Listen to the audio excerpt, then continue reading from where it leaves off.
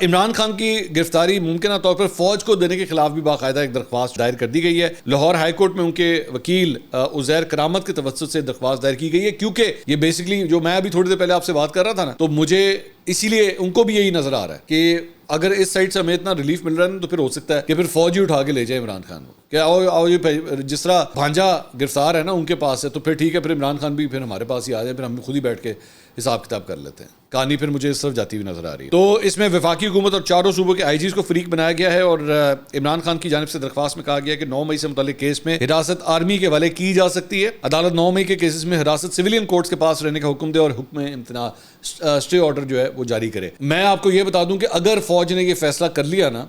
ये मैं आपको एक प्रेडिक्शन दे रहा हूँ कि अगर फौज ने फैसला कर लिया कि मिलिट्री कोर्ट्स के अंदर ही जो है और खान साहब जो है मिलिट्री हिरासत में रहेंगे, तो फिर ना स्टे ऑर्डर काम आएगा और ना और कोई ऑर्डर काम आएगा।